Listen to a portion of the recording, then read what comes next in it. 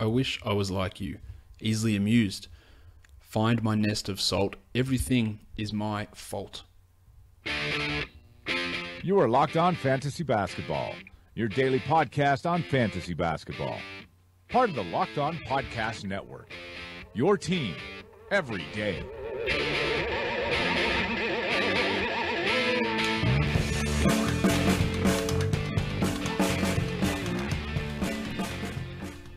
Hello and welcome to the Locked On Fantasy Basketball podcast, brought to you by Fantrax and Basketball Monster. And today's Locked On Fantasy Basketball podcast is also brought to you by Blue Apron.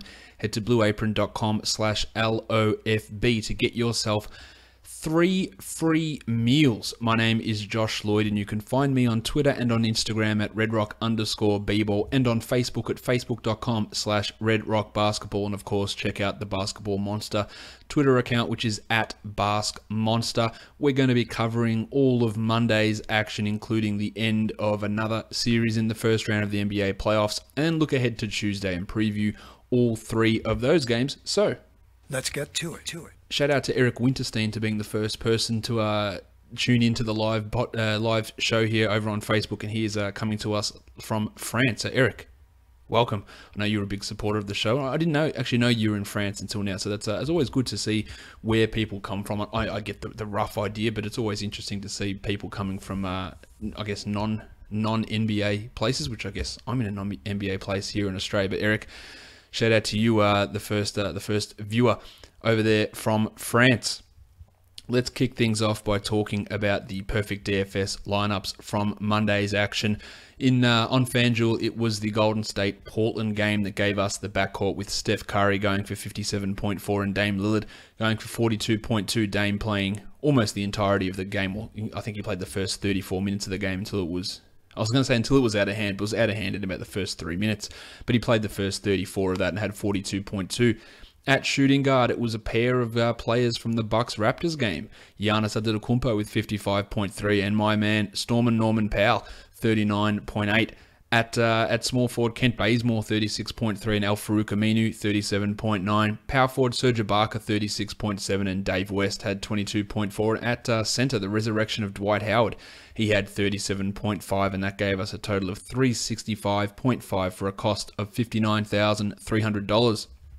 On DraftKings, Steph, 63.25, Bazemore, 38.5, Norm at 44, Paulie Millsap, 43.75, Dwight Howard, 39.75, Braddles Beal at 47.25, Serge Ibaka, 38.5, and Al-Farouq Aminu, 42.25 for a total of 357.25 points, and that cost the $49,900, so just $100 off the maximum salary cap there over on DraftKings. Now's as good a time as any to tell you about today's sponsor. I'm very happy to have these guys back on as a sponsor, and that is Blue Apron. Blue Apron is the #1 fresh ingredient and recipe delivery service in the entire United States. And if you don't know what it is by now, well, you should, because what Blue Apron does is they don't provide pre-packaged food. They provide you the freshest ingredients, the greatest quality that you can find. Maybe I'm taking some liberties there, but it's not. The stuff is absolutely fantastic, and they source it from sustainable fisheries, from responsible farms, and the quality of the ingredients you get, it's second to none. So what they do is you get a box, you get a recipe in there, and you get all your ingredients pre-proportioned, measured out, so there's no waste. And food waste is a massive issue across the Western world. I know it's a big issue here in Australia. It's a similar issue in the United States of people buying things, and because you go in there and you got to buy a packet of rice, and you'll use it, and then you might not use the rest of it, and it goes off, and you throw it out. You buy a jar of white wine vinegar, and you don't end up using it. It goes off, or you smash a bottle, or you leave it out, or whatever. Blue Apron provides you these things in pre-portioned packages. Here's as much rice as you need for the recipe. Here's as much vinegar as you need. Here is as much specialist ingredient as you need, so you don't have to go out and buy this stuff, and waste money on bottles. So Blue Apron is providing you the ability to cook yourself restaurant quality meals at a cheap price, under $10 per person for such a delicious meal that you can get at home. And what's on the Blue Apron menu if you were to go ahead and use our special deal, which we'll talk about later on? Well, the meals you're going to have to choose from, one, of course, well, I was not going to say my favorite because I don't know what it tastes like, but I love seeing it. Nashville style hot catfish. The catfish just continues to make an appearance on the Blue Apron menus, always cooked in a different style. We've got a Nashville style hot catfish here with red cabbage, apple, and pecan slaw, or a pecan. How do you guys say it? Pecan or pecan? I say pecan, but I'm an Aussie. What do I know? Also, the tandoori style chicken and rice with summer squash and raita looks pretty good as well. And the stir fried wonton noodles. There's something purple in this, and I don't know what that is. I'm going to have to click on that recipe. Stir-fried wonton noodles with baby broccoli and radish. It must be the radish. It's very purple. It looks super appealing. And that's just a selection of the meals that you can get if you do go ahead and sign up with Blue Apron. It's affordable, less than $10 per person. It's convenient. It's no waste. It's really a fantastic service. So what you should do, you should go and check out this week's menu. And to do that, go to blueapron.com/LOFB. Don't forget that /LOFB at the end, because it tells the fine folks at Blue Apron that you came from listening to this podcast. And if you do go to our unique URL, what you can do then is that you can get yourself 3 free meals. So completely free, no shipping costs, no anything. You just get the 3 free meals. You're going to love how good it tastes, and you're going to love how good it feels to cook your own meals. It really is a rewarding feeling to go out there and cook yourself something that you'd be proud to show others and go, hey, look at this, taste this, look at what I created. And Blue Apron gives you all the tools to do that. So make sure you head across to blueapron.com/LOFB. Blue Apron, a better way to cook. Indeed it is. All right, let's talk about these games that went down on Monday. I always get my days mixed up. On Monday, I'm really out of whack with my days this week as well, because it's Anzac Day here in Australia, and it's like a public holiday in the middle of the week. And if you don't know what Anzac Day is for you guys over in the States, I think it probably is the equivalent of either Memorial Day or Veterans Day. I don't know, which one is it? I think it's probably a combination of both.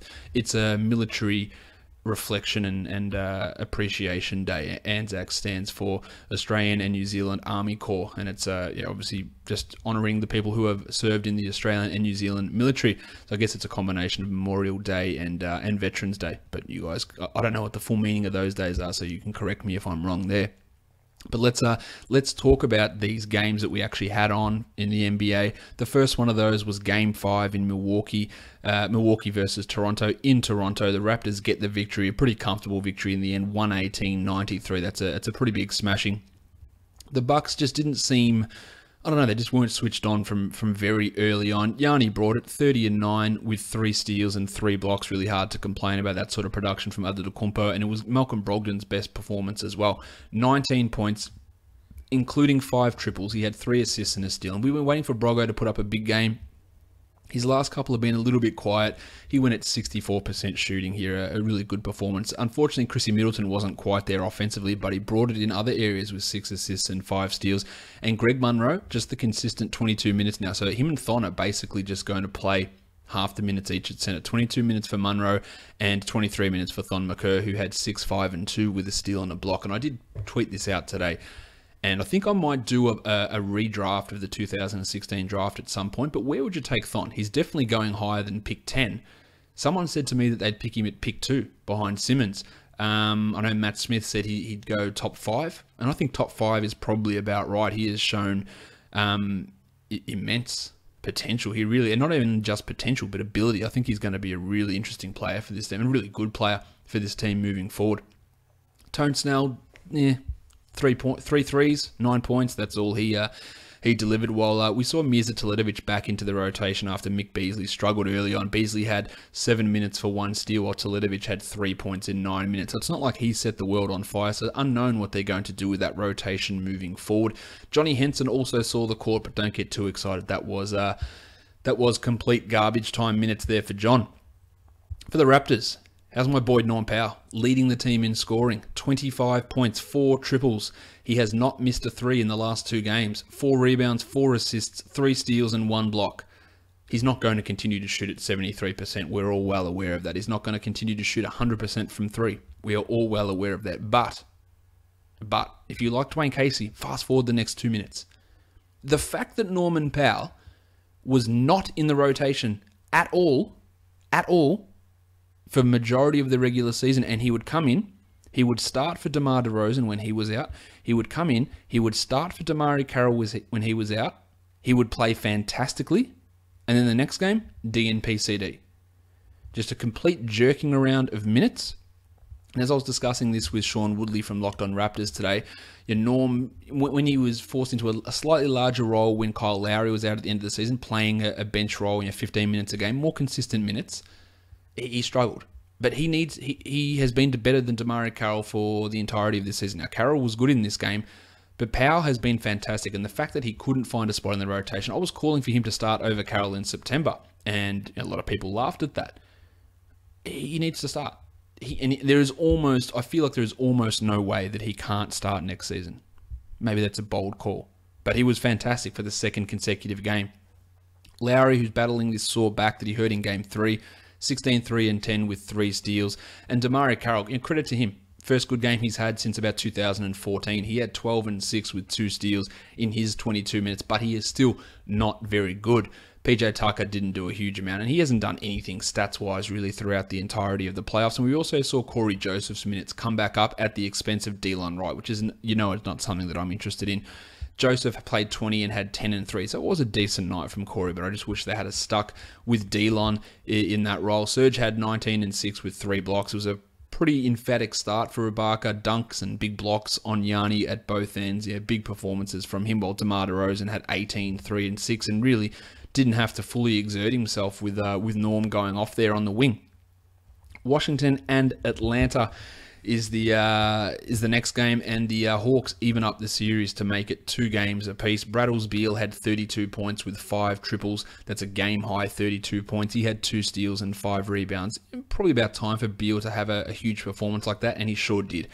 Marcin Gortat, the minutes were there, tick, with no Jan Mahinmi. The rebounds were there, 18 of them, fantastic. 3 blocks, fantastic. 2 points? Seems a little low. It obviously is a little low. 1 of 4 shooting for Gortat.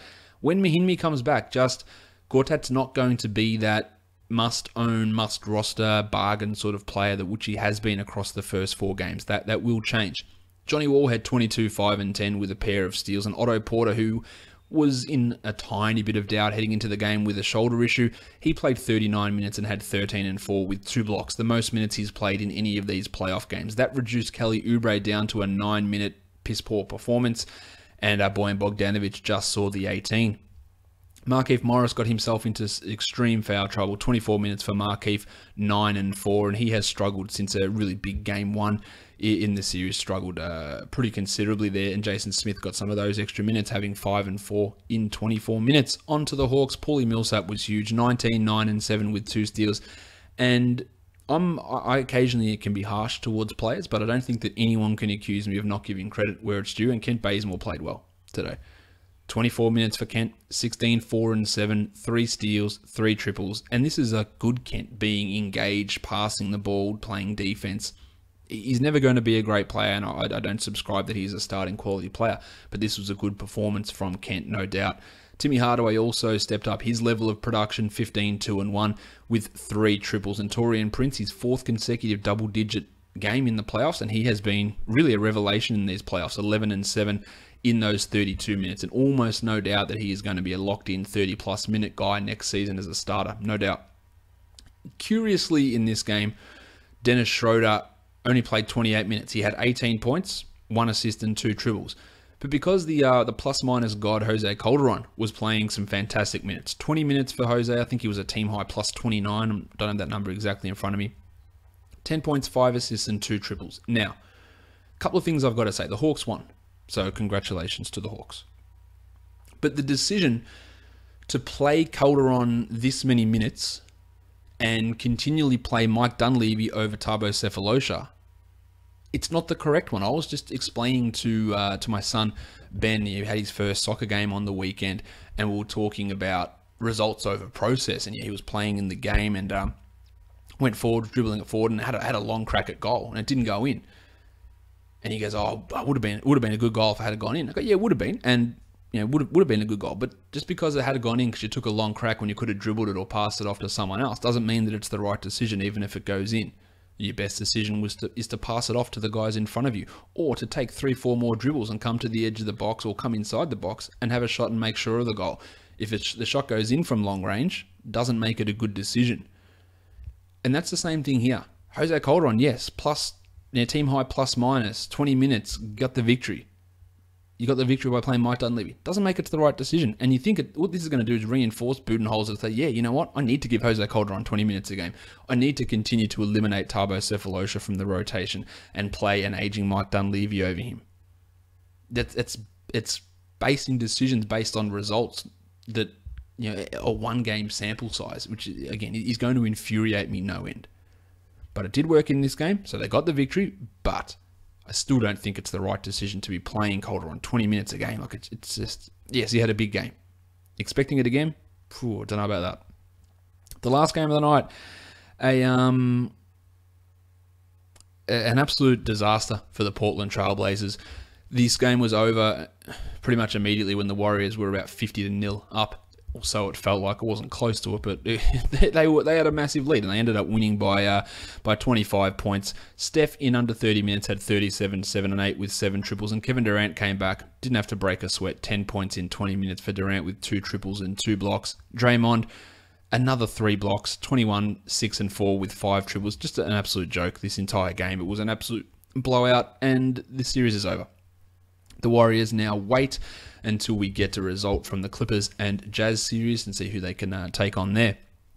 With Durant back, Pat McCaw moved back to the bench. He played 19 minutes and went scoreless. There was still no Matty Barnes. There was still no Shawnee Livingston. I'm not sure what they're going to do with McCaw, because in game 1, when everyone was healthy, McCaw didn't play. Now, he's played fantastically in games 2 and 3. Not so much, not so great here. But do they keep him in the rotation at all when we head into the next series? I'm not so sure they do. Clay had 18, Iguodala only played the 24 minutes, and JaVale McGee didn't quite live up to his production from games 2 and 3. He had 4 and 3 with 3 blocks in his 10 minutes. For the Blazers, again, why would you make the decision when you have realised that Myers Leonard is completely unplayable in this series? You didn't start him game 1. He played 6 minutes. You didn't start him game 2. He played like 8 minutes. Game 3, he didn't play at all. But now with Nurkic out, let's go back to Myers Leonard starting when it was never, ever going to work against the Warriors. Never. He ended up playing 10 minutes and going scoreless and having 3 rebounds. The common sense move, let's put Vonleh in there. Let's put Aminu at the 4. That is what should have worked. And those two guys actually played well. Aminu had 25 and 7 with 2 steals, a block, and 5 triples. Common sense, but why playing 35 off the bench, especially when you get blown out 16-0 to start the game? Vonleh had 3 and 14 with a block in 33 minutes. Solid from him off the bench.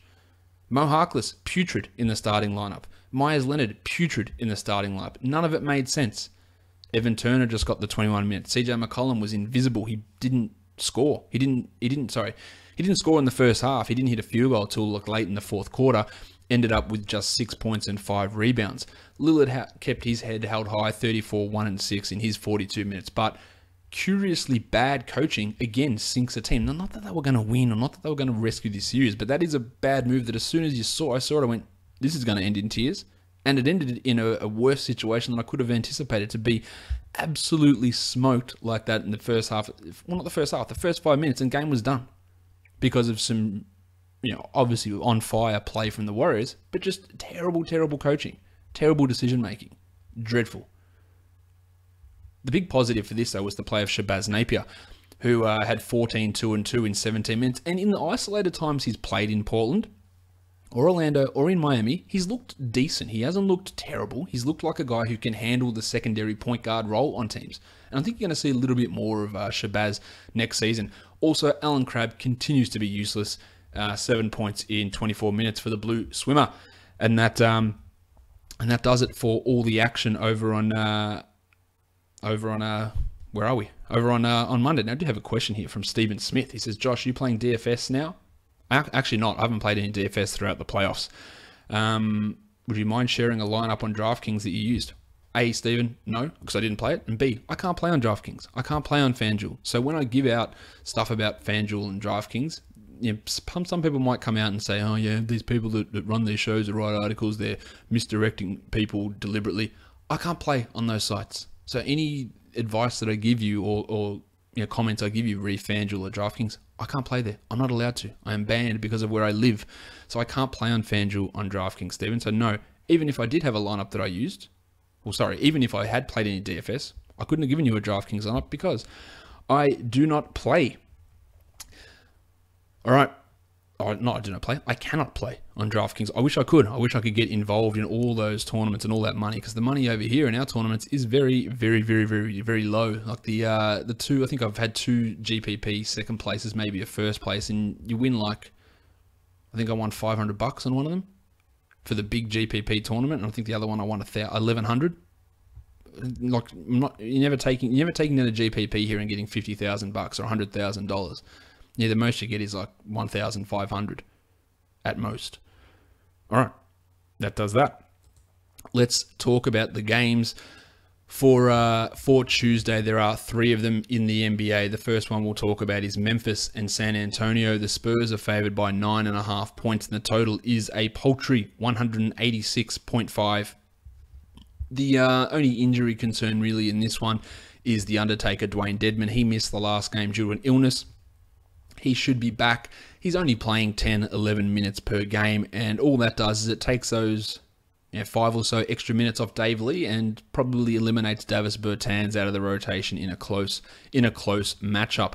Let's talk about the point guards. Tone Parker was sensational in the last game, but FanDuel's gone pretty hard on his salary up to $5,000. I'm not really that interested in Tone there. Yes, it was a good game 4, but I'm not sure $5,000 for him is necessarily the smartest way to go about it. Over on DraftKings, he's at $4,500. So I think you can look at him as a tournament option on DraftKings, but I wouldn't be feeling all that confident. Pat Mills is another one you can look at. He hasn't been good in these playoffs, and I've continued to say this since about December. He hasn't been good. And I like Patty Mills a lot, but he hasn't been good. $4,100 for Mills. It does make him a good tournament option, though, because just in case he goes, we know he can get hot and hit 6 threes and get 22 points in 23 minutes, and that could really work out at $4,100. And the lack of cheap point guards on the slate does put him into play. So you can have a look at Pat as a tournament point guard. Mick Conley is up to $8,500, and that's fair enough because he's been crushing it. He's at $8,000 on DraftKings as well, and I've got absolutely no problem with rolling him out there at that sort of a salary. He dropped 57 in Game 4. He's averaging 44 across the last 3 contests. No worries. Yep, fine value there for Conley. The Grizzlies backups, of course not. At shooting guard, Manu, $2,700. Manu has not had a good time of it of late. I don't really see much changing here. I'd be more interested in Jim Ennis, who comes in at $3,300. He should start and he should get close to 30. Now, last game wasn't great, just 11 points. But 11 points at $3,300 is not a massive failure. And then if he gets you at 20, it's a big win. And I don't think expecting 20 from Jim Ennis is a huge ask. So I do think that Ennis at that sort of a salary definitely has some appeal. He's at 36 on DraftKings as well. So there's a little bit there to see with him. Dan Green, I just don't really see it. I don't see the tournament upside for him. I don't see the cash reliability. He's a no-go for me. And Wayne Selden, who inexplicably gets minutes, he doesn't translate that into any points. Vincy Carter's at $3,700. Yes, he starts, but no, he has not had a big game at all in these playoffs. I think I'll leave him alone. Kawhi at $10,400 is a really good way to spend $10,000 on this slate. This would normally be the day where you'd have LeBron versus Paul George, but we know that series is done. So your small forward money is going towards Kawhi. He had 65 in Game 4. He's almost a lock for 50 most times he goes out there. You really do like Kawhi here, and I don't think that's that bold of a statement to say that Kawhi Leonard's a good player. If you want to go cheap on someone, Kyle Anderson is interesting to me. $1,900 for Kyle. He's averaged 8 the last 3 games, and that might not seem like much, but if this game gets into blowout territory early and Anderson gets 20 minutes, which is not a crazy idea, he'll smash through $1,900. But it is really just a desperation tournament. Let me try and differentiate this a little bit, and if Anderson goes off, no one else is going to have him. But the path for him to get those points and those minutes is not as crazy as it might seem for some other guys. At power forward, you got Dan Reeves says, I'm saving my Manu card for the optimal time. When? I don't know when. At some point, Manu's going to have a game. And you might want to include him as maybe that punt option. At some point, he's going to have one. He just hasn't looked likely at all in this series. Has not looked likely. Also, Tone Allen is out of this game, as I didn't mention that earlier. At power forward, Dave Lee had 19 points in the last game, but it's because he played 33 minutes. And with The Undertaker likely to play, I don't think that Dave is going to be getting the full 19 here at 3,200. He might be worth a look just in case he gets a crack, but I don't really see it too much here for Dave. I like Zebo at 6,400. He's done really well since entering the starting lineup. No problems with him. And LaMarcus Aldridge has struggled. And he is at $7,000. And if I'm spending that sort of price range on a power forward, it's Randolph that I'm taking over Aldridge.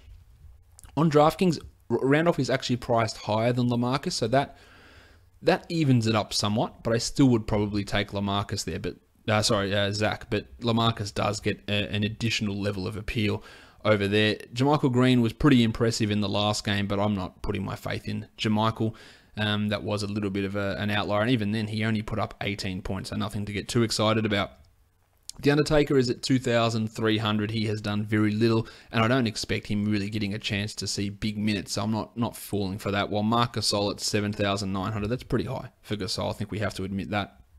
I like him on DraftKings a lot at 7,100, but 79 on FanDuel is probably just a little bit high. The Spurs have restricted him quite a bit apart from that one game, but he has been a little bit restricted. He's like a 30, 31 point guy rather than a 40 or 41 point guy, and I probably want someone pushing closer to 40 if I'm spending that much cash on him. Pau Gasol, just a tournament play. He has really struggled to get much going in this series as well.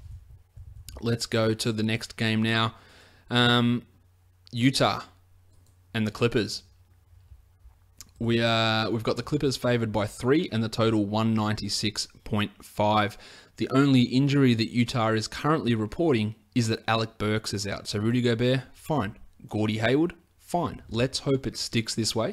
The other thing is for the Clippers is Austin Rivers is back. And that's going to really change some things around. Hopefully it eliminates a lot of Paul Pierce minutes, and we'll see more Mamute playing the 4 offensively. He's still going to guard Gordie Hayward, but we'll see a little bit more of Austin, less Paul Pierce, probably, or maybe not any Wes Johnson, although Rivers is going to be on a minutes limit, so don't expect him to come out and play 29 or 30, which is what we saw earlier on when Blake Griffin was out throughout that latter part of the season. Let's talk point guards here. George Hill's salary still hasn't risen, and fair enough, because he hasn't really produced, but I still like him at 5,700. Hard to find a starting point guard at that level of salary unless his name is Tony Parker, but I still do like Georgie Hill at that sort of a price. He's at 59 on DraftKings as well, so there's definitely some value there. While Chrissy Paul's at 10-4, another fine way to spend 10,000. If you don't want to go Kawhi, which I imagine most people will go Leonard, then you can flip it to Chris Paul. You might even be able to fit both of them in. 56 for Chris in game 4. Him getting a 50 here is not a big stretch of anyone's imagination. He's at 10-3 on DraftKings also.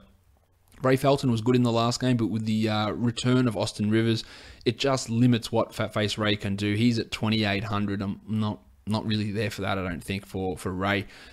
Shooting guards, Jamal Crawford was big in the last game. He's at 3,600 and JJ Redick's at 34. If I'm taking one of them in a tournament, it's going to be Crawford. He does seem to have a higher ceiling than what Redick can do, and Redick has been weirdly minimized for almost this entire series. So Crawford is the guy that I would take a squiz out of those two on both sides. Rocket Rodney Hood was great in the last game, but I fear that with Gordo back, he just won't get the exact level of playing time that saw him drop 26 in that last game. So at 3,900, maybe I'd look at him in a tournament, but I wouldn't feel great about it, and I'm not going to be using Austin in his first game back. Gordie Hayward at 7,700. Well, if you don't want to go Kawhi, then Hayward's going to be your other small forward option. I like him more on DraftKings at 7,400, and we assume that his case of the shits has settled down and he'll be fine to go. The Mamute defense can be a problem for Hayward, but just in game 3 he went bananas. So maybe he's gotten past that. We'll see how it goes. But I don't hate Gordo here in that matchup. Jinglin Joe at 5,100. He dropped just a casual 36 in the last game, and now he is at 5,100. That's getting pretty high for Ingles. I still think he's going to play 30 plus, but I don't think he's going to put up a 36 pointer. There's a potential for it. So I would look at him in a tournament, but that's probably about it for Ingles. 53 on DraftKings does make it quite hard to use him. Mamute at 43. I like what Mamute has been doing. If he was at 37, I'd say go. At 43, I'm just not really sure about that. While Joe Johnson at 57 really took advantage of the absence of Hayward in that last game. and took on an extra scoring burden. He had 43 points. I'm not sure he's going to be really approaching the 26 or 27 point mark here, but it is far, far from a bad option to go and throw Joe Johnson out, considering he's been great in 2 of the 4 games so far. At power forward, we know we've got no Blake Griffin. We had Mo Spates start there the last game, despite, again, not playing any minutes with DeAndre Jordan during the regular season. 21 minutes in the last game, 11 points, 4,300. If you're going to use him, make it a tournament. I just don't trust him as a regular contributor.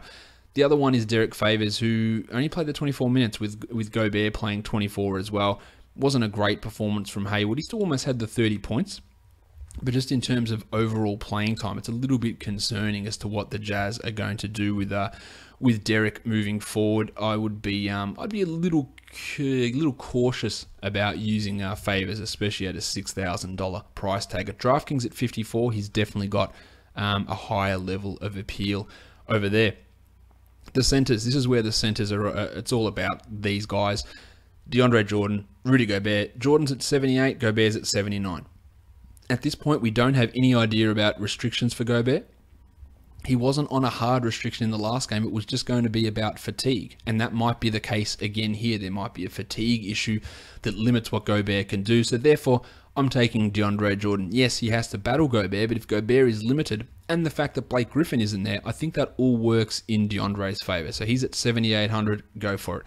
That's on DraftKings. 8,400 on FanDuel. Fine. Go for it. And Rudy's at 9.7 on FanDuel. To me, that is as big a no-go as there is on the entire slate. That is just a lot for a guy that we don't know how much he's actually going to play. The last game we're going to look at is the Oklahoma City Thunder and the Houston Rockets. The Rockets looking to close it out here, 3-1 up. The Rockets are 7.5 point favorites, and the total is the biggest of the day by a considerable margin, 223.5 points. Of course, we're going to talk point guards. We have to start with Russell Westbrook, who is at 14,700 on FanDuel. He is priced at 14.2 on DraftKings, and it's hard to say not to use him. He's averaging 85 across the last 3 with DraftKings scoring and 76.5 with FanDuel scoring, and at 14.7 or 14.2, it's fine if you're spending up there, but you're going to have to be able to find cheaper guys at other positions to fit around him, and that might be a bit harder. So maybe moving down from Chrissy Paul and going with a Paul Leonard situation rather than going with a Russ Pat Mills situation might be a better situation there for you. And I said situation a lot. Norris Cole is priced at 1,500, probably about $1,000 too high for Norris, so I don't think we'll be looking at him. And I wouldn't be surprised if he doesn't play at all, despite Billy Donovan's piss-poor excuse why he actually played in Game 4. I think that Donovan might actually make the change and go, you know what, Kristen's terrible, Cole is terrible, let's scrap this bullshit. Even though we should have done that 80 games ago. But I digress. Pat Bev, 5,900 for Beverly, has struggled the last couple of games. He is back in Houston, so a little bit of a bump for him here, but I don't think that spending 5,900 on Patrick Beverly is the greatest way to spend 5,900. He's at 5,000 on DraftKings, so it's a little bit more appealing, but it's more of a GPP scenario. Vic Oladipo's at 6,000. He had 31 in the last game. Didn't really stand out, but still had 31. I like it at 6,000. I especially like it at 56 on DraftKings as well for Oladipo. Louis Williams at 49, he is playing a really good level of basketball, and he's normally been a playoff absolute no-show, but he's been good. He's at 4,900. I'm not sure I'm into him in cash, but definitely like him for GPP, and I don't totally frown on him as a cash play. Well, Alex Abrines at 1,600. I still believe that Abrines can get 10 points and break through that value barrier, so I think he's still an option. Eric Gordon's at 5,400. I would rather Lou at 49, but Eric is fine there. He had 32 in the last game. He's got 36 minutes in 2 consecutive games. At 5,400, him to get 30 points is not... You don't have to stretch your imagination too far. I like the Jim Harden salaries come down. It's still at 12.5, and I'm still just been bothered by the ankle and the production, the Robertson factor. I'm not keen on DraftKings. I'm more looking him as on FanDuel as a tournament guy, but on DraftKings he's down to 10.6. So yeah, at 10.6 I'm all about Jim Harden. Really, really interested in him at that sort of a price. At home, closeout game, I reckon we might see a big Jimmy performance. At small forward, Trevor Ariza finally got things going in the last game after a pretty piss-poor run of things. 5,700 he is at, had 30 in that last game. I wouldn't be feeling strongly about him doing it again, but it's in a tournament, it's not wrong. Well, Andre Robertson continues to just churn out big games. Another 29 in Game 4. He's at 5,800. At some point, I just have to say, all right, go for it, because Robertson's just doing this every single game. So there you go. Go for it. Use Robertson. Don't consider him a core guy, but definitely not someone to exclude from player pools. And I would even look at him with the way he's played through these 4 games. You have to consider him a cash player. It just, everything about this Houston matchup says Robertson does well. And we've got mountains and mountains of evidence to suggest that. At power forward, Taj is at 3,900.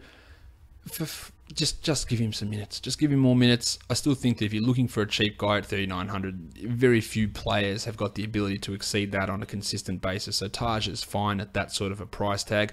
Ryan Anderson, of course, you are only looking at Ryan Anderson as a tournament player. 43 on DraftKings, super appealing, but he has been shithoused for the majority of this season. Enes Kanter, no way. At centre, Steve Adams, 5,300. He was big in Game 4. I'm back on him again. Like the price for a starting centre if you're not spending up for DeAndre or Gobert, which you shouldn't be on FanDuel for Gobert at least.